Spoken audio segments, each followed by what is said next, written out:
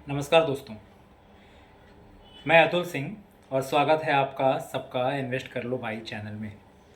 आज की चर्चा सिर्फ शैक्षणिक और जानकारी देने के उद्देश्य से है। ये किसी भी तरह की निवेश सलाह नहीं है।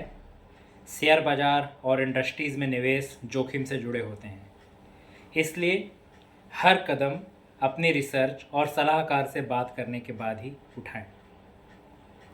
तो दोस्तों, ज़रा सोचिए, आपके घर में घड़ी, एक पुरानी मोबाइल बैटरी या पुराना लैपटॉप आपके लिए वो कचरा है, लेकिन देश के लिए वही कचरा अब खजाना बनने वाला है। सरकार ने अभी 1500 करोड़ की एक बड़ी स्कीम पास की है ताकि भारत में क्रिटिकल मिनरल्स की रिसाइकलिंग को बढ़ावा दिया जा सके। जरूरी क्यों है? क्योंकि आज की दुनिया में लिथियम, कोबाल्ट, निकल, रेयर अर्थ ये सिर्फ मिनरल्स नहीं बल्कि ईवी, बैटरियों, मोबाइल, पवन चक्कियों और रक्षा उद्योगों की धड़कन है। इसके बिना काम नहीं चलता। ये स्कीम क्या कहती है?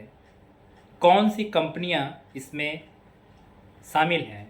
आने वाले सालों में हमें क्या उम्मीद रखनी चाहिए और किन किन इंडस्ट्रीज़ पर इसका असर पड़ेगा, सब एक एक करके हम जानेंगे। सरकार ने कहा है हम 2026 से 2031 तक इस स्कीम पर 1500 करोड़ खर्च करेंगे। इसमें दो तरह का सपोर्ट मिलेगा। पहला है कैपेक्स यानी कैपिटल एक्सपेंडिचर, जहां प्लांट लगाने और मशीनरी खरीदने पर सब्सिडी मिलेगी। दूसरा ऑपरेटिंग एक्सपेंडिचर, यानी जब असल में मिनरल्स की बिक्री होगी तो उस पर इंसेंटिव। लक्ष्य है 2,70,000 टन रिसाइकलिंग क्षमता खड़ी करना, ताकि हर साल लगभग 40,000 टन क्रिटिकल मिनरल्स निकले। इसमें लगभग 8,000 करोड़ का प्राइवेट निवेश आएगा और 70,000 नई नौकरियां बनेंगी। सीधी भाषा में कहें तो जो खनन से नहीं मिलेगा वो हम अपने कचड़े से निकालेंगे। इसे कहते हैं अर्बन माइनिंग। ग्लोबल कंटेक्स्ट में ये क्यों जरूरी है? चीन आज दुनिया की 70% से ज़्यादा प्रोसेसिंग कंट्रोल करता है। लिथियम आयन बैटरी हो, रेयर अर्थ मैग्नेट हो या निकल कोबाल्ट, सबकी सप्लाई चेन चीन के इर्द गिर्द घूमती है। भारत अगर अपनी ईवी और ग्रीन एनर्जी स्टोरी को सफल बनाना चाहता है तो हमें इस सप्लाई चेन को सुरक्षित करना होगा, और यही काम करेगी ये स्कीम। इनमें बहुत सारी कंपनियां शामिल हैं। अब सबसे मज़ेदार हिस्सा कि कौन कौन सी कंपनियां इसमें लगी हुई हैं या इसमें माहिर हैं। पहला है एटेरो रिसाइकलिंग, भारत की सबसे पुरानी और बड़ी बैटरी रिसाइकलर। इनकी टेक्नोलॉजी से लिथियम, कोबाल्ट, निकल दोबारा इस्तेमाल लायक निकलते हैं। लोहम क्लोज लूप मॉडल पर काम करता है। ये सिर्फ रिसाइकलिंग नहीं बल्कि बैटरी मटेरियल रीयूज पर भी फोकस करता है। बैट एक्स एनर्जीज नई टेक्नोलॉजी कंपनी है, विनफास्ट जैसी ईवी कंपनियों के साथ टाई अप कर रही है। टाटा केमिकल्स बड़ी इंडस्ट्रियल कंपनी, पायलट प्रोजेक्ट से शुरुआत की है और स्केल अप की तैयारी में है। रोबामिन हाइड्रोमेटलर्जी में महारत, 30,000 टन सालाना क्षमता का लक्ष्य। Exigo recycling multi chemistry battery और ई वेस्ट रिसाइकलिंग में एक्टिव। इकोरिको ई वेस्ट से प्रेशस मेटल्स निकालने में लीडर।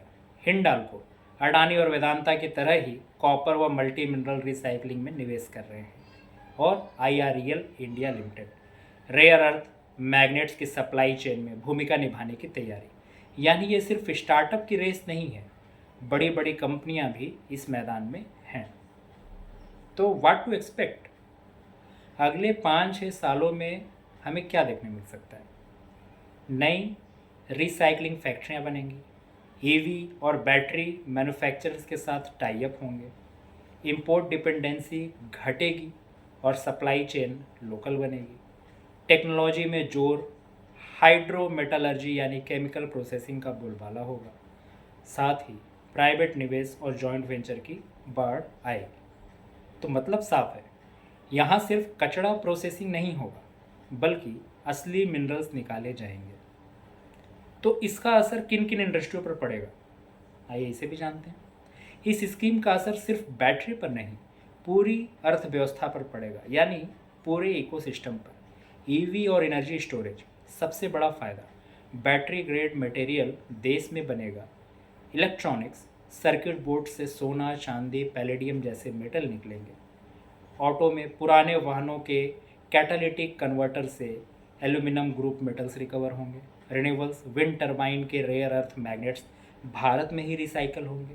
डिफेंस और एरोस्पेस में हाई परफॉर्मेंस मेटल्स की लोकल सप्लाई सुरक्षित होगी।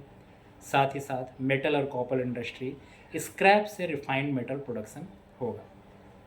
हालांकि ये सब चीज़ करने में देर are some challenges and risk. हर मौके के साथ चुनौतियां भी आती हैं। कलेक्शन नेटवर्क अभी भी असंगठित है। हजार्डस वेस्ट को हैंडल करने के लिए स्ट्रिक्ट सेफ्टी चाहिए होगी। प्राइसेस ग्लोबल मार्केट से फ्लक्चुएट होते हैं। ब्लैक मास बेचने से काम नहीं चलेगा। कंपनियों को डाउन स्ट्रीम रिफाइनिंग करनी होगी। अगर इन हर्डल्स को पार किया तो इंडिया इस सेक्टर में ग्लोबल लीडर बन सकता है। तो आपका क्या मानना है? सोचिए, 2030 का साल, एक पुराना एवी वाहन स्क्रैप में जाता है, उसकी बैटरी और पुर्जे किसी एटेरो या लोहम के प्लांट में जाते हैं, वहाँ से निकलते हैं लिथियम, कोबाल्ट और निकेल। वही मिनरल्स अगले दिन एक नई भारतीय बैटरी में लग जाते हैं और वह बैटरी चलाती है made in India electric car. यही है अर्बन माइनिंग, कचड़े से कुबेर तक का सफ़र। दोस्तों, इस वीडियो में बताई गई बातें सिर्फ शैक्षिक और जानकारी देने के उद्देश्य से है। ये कोई निवेश सलाह नहीं है। अगर आपको वीडियो पसंद आया तो इसे लाइक करें, कमेंट करें, अपनी राय ज़रूर दें और इन्वेस्ट कर लो भाई चैनल को सब्सक्राइब करना ना भूलें। मिलते हैं अगले वीडियो में, तब तक के लिए धन्यवाद।